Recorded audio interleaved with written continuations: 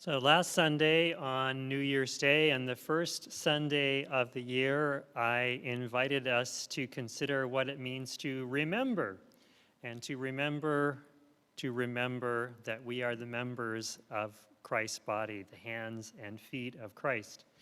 I also shared some highlights from a book by neuroscientist Lisa Genovo, who literally wrote the book Remembering, about the art and science of remembering. And she remarks that our brains are exquisitely designed to remember things that we pay attention to, things that are novel or particularly meaningful, or perhaps things that we repeat frequently, such as, again, things that we might have learned by heart.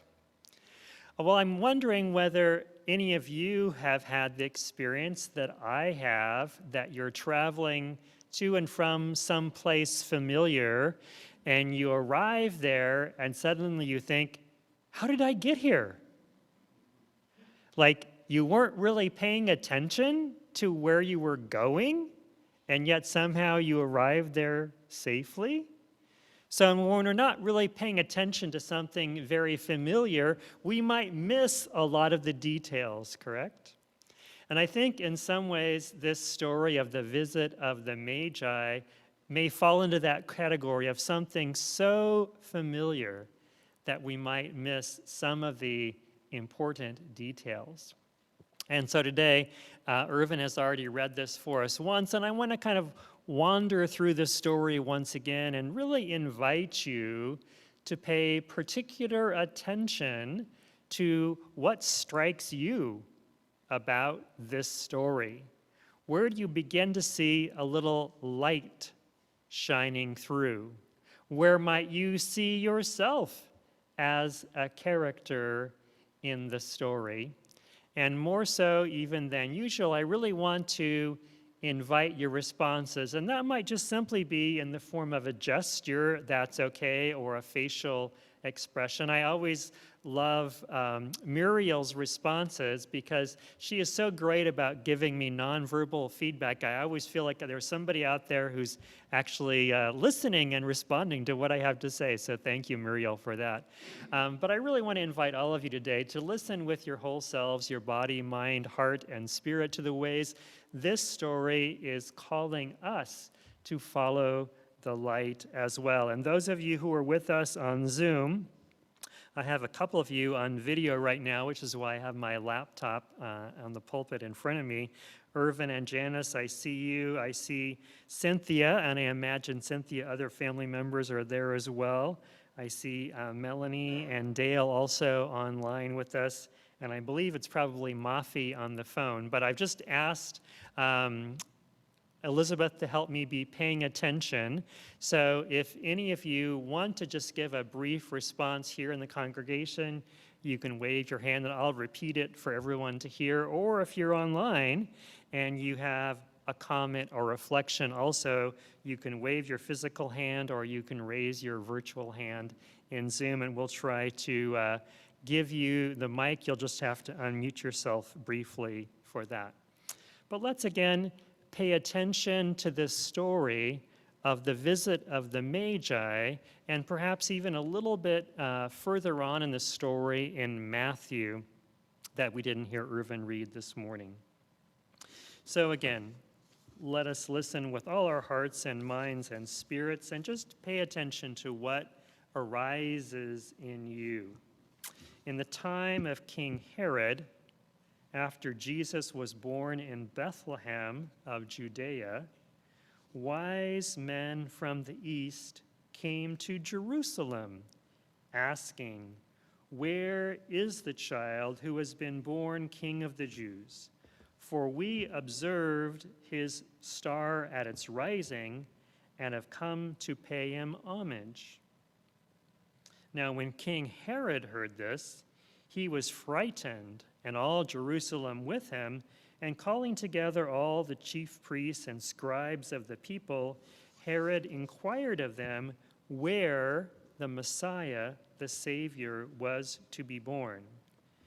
And the experts told him, "In Bethlehem and Judea, for it has been written by the prophet, and you, Bethlehem, in the land of Judea, are by no means least among the rulers of Judah.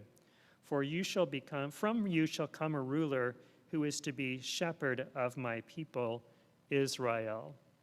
I'm going to press pause there for just a moment and just ask again for anything that arises in you, any feedback or any noticings, Carol? How did, how did they know that the star was for Jesus? We don't know, obviously. It's a great thing to wonder about, to be curious about. I wonder how they knew was a matter of following faithfully without fully knowing, and yet somehow having that heart and spirit sense that something important was calling for you.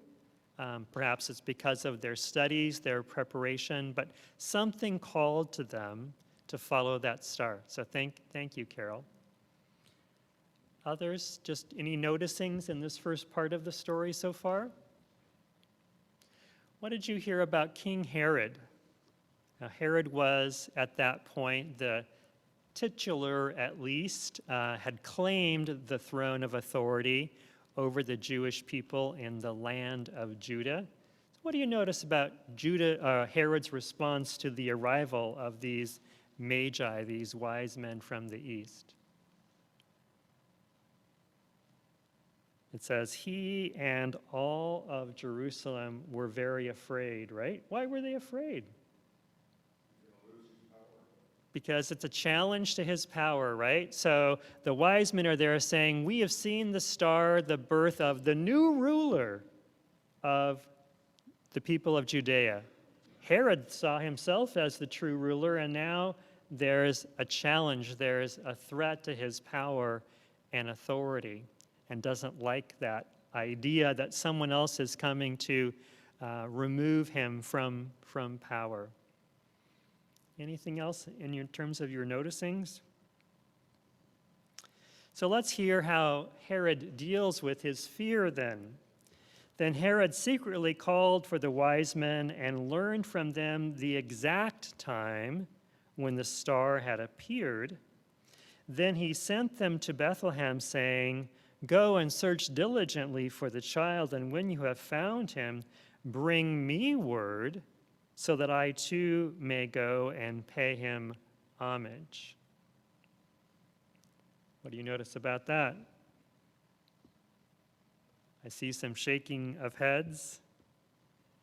Do you think Herod was being genuine about his interest in going to worship this baby born to become the King of the Jews? I see a lot more shaking of heads here in the sanctuary.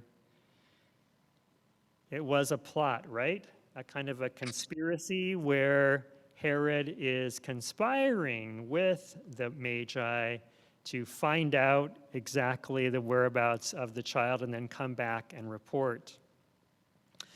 Now, when the Magi heard Herod, they set out, and there ahead of them went the star that they had seen at its rising until it stopped over the place where the child was. When they saw the star had stopped, they were overwhelmed with joy. They realized this was the place that they were following the light. They were following what had called them to take this journey into uncertainty, and they were filled with joy. On entering the place, they saw the child with Mary, his mother, and they knelt down and paid homage. They worshiped the child. They opened their treasure chests. They offered him gifts of gold and frankincense and myrrh. And then, having been warned in a dream, they did not return to Herod. They left for their own country by another road. Any other noticings? I know that prior to Christmas Sunday, we talked a little bit about Joseph, the husband of Mary, and how he was visited by an angel in a dream that let him know that he should indeed go ahead and marry Mary, even though they were only engaged and had not been together when it was found out that she was pregnant. And yet in a dream, God came to him, much like God came to Joseph back in the Old Testament in Genesis, and gave Joseph guidance to go ahead and marry Mary. The part of the story that we didn't hear earlier is really the more tragic part, right? Because after the wise men leave, then Joseph has yet another dream. Does anyone remember what this dream led Joseph to do? Do you recall? Fred? To leave. Why?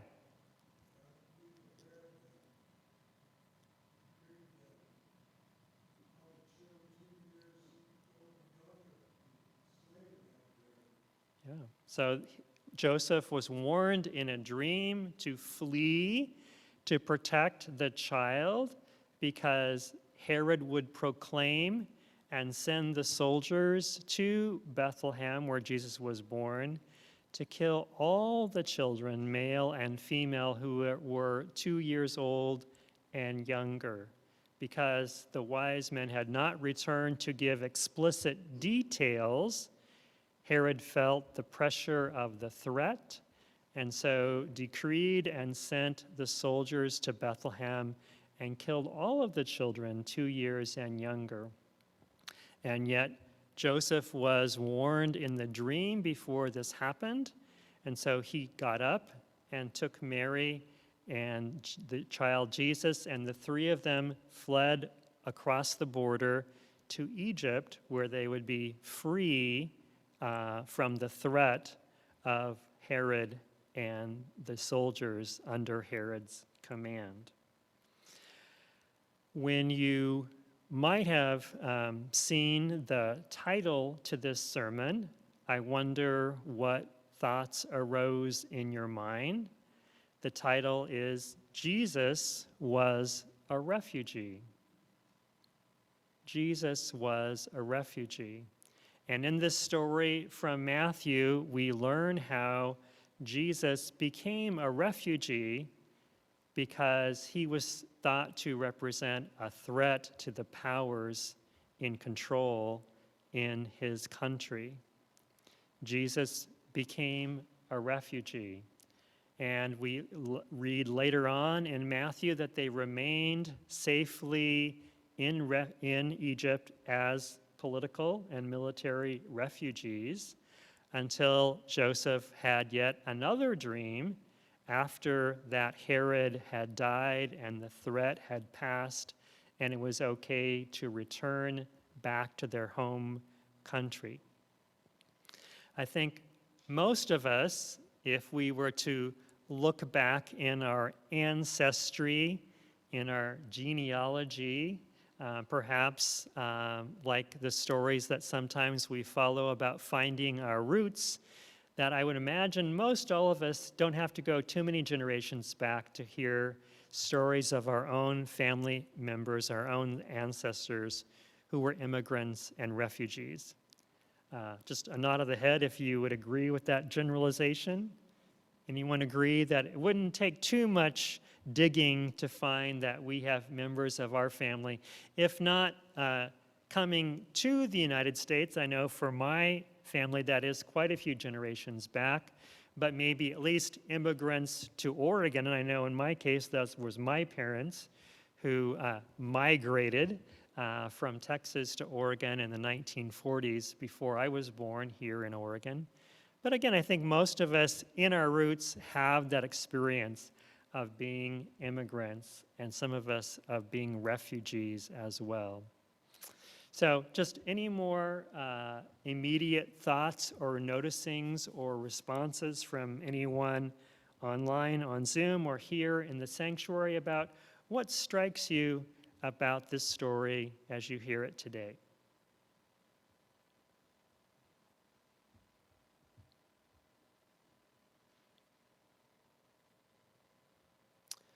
Well, let's go on now. I asked Elizabeth, were you able to prepare that video for us? Okay. I usually try to make a very special effort to verify the source of all the information that we share here in the church, and I was only able to verify this so far. Some of you may have seen over the past months a advertisement on television with the tagline, "He Gets Us." I'm not sure how many of you might have seen that. I did a little bit of research, and apparently that was developed in the past year to help introduce contemporary people who have not had a lot of background or experience with the church or the message of Jesus to see some contemporary perspectives on Jesus. And when I looked at the information I could find about who sponsored this advertising campaign, it's not real clear, but apparently it is a group of individual donors as well as perhaps foundations or organizations or churches, but it's not specific to any one single denomination or church. If you follow the He Gets Us campaign, it will lead you to some opportunities to connect with supporters or friends or mentors throughout the country. But this particular ad that aired very recently caught my attention. And again, I would just ask you to be open in body, mind, and spirit and see what strikes you about this ad.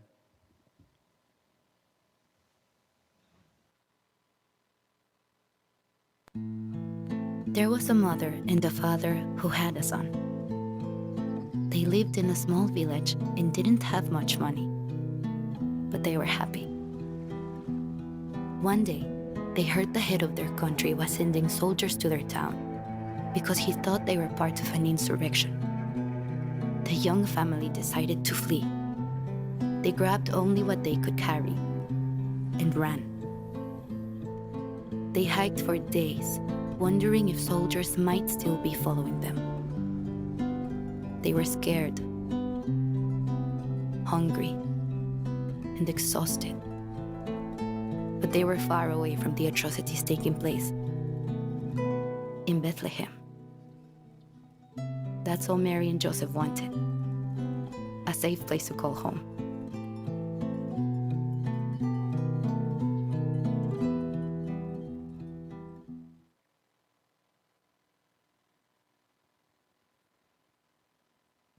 So can I just ask anything you noticed or any responses to the word here in this advertisement or the story that we're sharing today? Yes, Carol?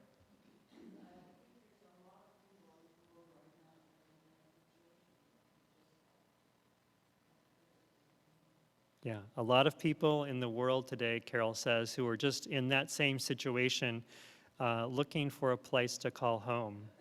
I know when Lynn Baskins shared with us recently about making the donation that was collected here in St. Paul's to purchase library books in various languages for nearby Lot Whitcomb Elementary School. I think I'm remembering this correctly, Lynn, that the person that you spoke with there mentioned the fact that along with some of the other languages of students who attend Lot Whitcomb, there had been a recent influx of students who speak Ukrainian. Is that correct, Lynn? So no surprise that violence that's happening half a world away, that is creating refugees, ends up impacting us even here in Milwaukee, in Clackamas County, and here at St. Paul's. So we know that refugees and immigrants are among us. Again, many of you probably recall that about a month ago in December, St. Paul's hosted a celebration here on the Friday, a week and a half before Christmas, the women's support group from Lot Whitcomb, the Spanish-speaking Madres de Corazón, the Mothers of Heart, held a traditional posada here in our sanctuary and in the Wesley Hall. And one of the traditional celebrations of the posada is where part of the group are indoors and part are outside, and they sing back and forth, and what they're singing is the request, "Please let us in." It's a representation of Mary and Joseph asking to be let in, to find a safe place to reside. And it was a beautiful celebration. And even though we realized it was just a simple re-dramatization, there was still really a striking moment when the doors were thrown open and all those who were asking to be let in were allowed in. So today I'm wondering for each of us individually and for us as a congregation, how God is asking us to be let in, how the light is shining in our lives. What is it that's stirring in you as individuals or as members of the body of Christ here at St. Paul's, as the Friday or the Monday adult small group or the choir or the quilters or other groups here at St. Paul's, or as the congregation as a whole? How is the light shining in the darkness? How are we being called to let Christ love in and to respond with open arms to let those in need in?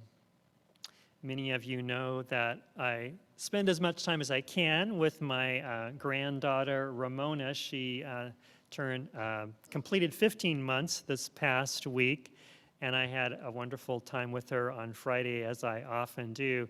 And it struck me when I was giving her a snack in the afternoon, and well, she doesn't have a lot of words, she has the gestures, and so she'll keep clapping her hands like, "More please, more please."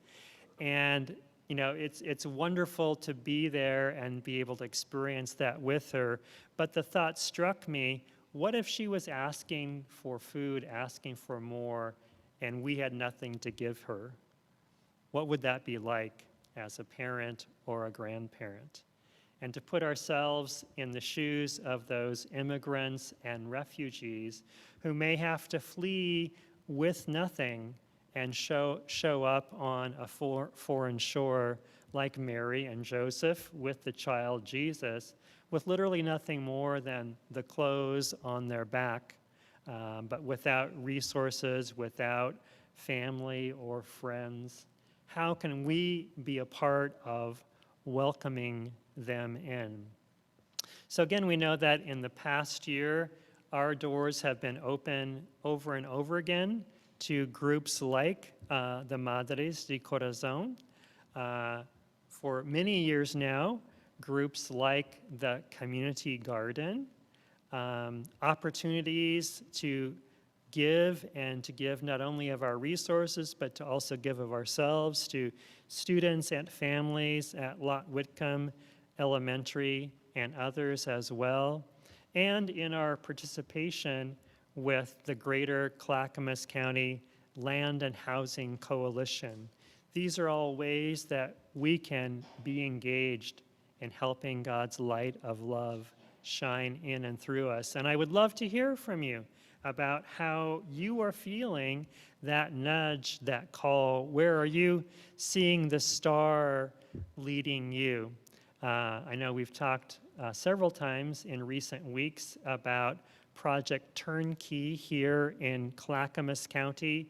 Last month, Clackamas County Board of Commissioners took the step of kind of preliminary approval and what they call the period of due diligence on a hotel property near the intersection of Sunnyside Road and I-205. And yesterday, I emailed out some information, particularly to those of you who live just east of 205 near Sunnyside, because tomorrow there will be a couple of informational meetings, one of which specifically for residents of that Sunnyside, Mount Scott area who would like to learn more or offer their responses either in real time online or through your written thoughts and concerns, because we know that there are literally thousands here in Clackamas County who are dealing with homelessness, and whether it's because of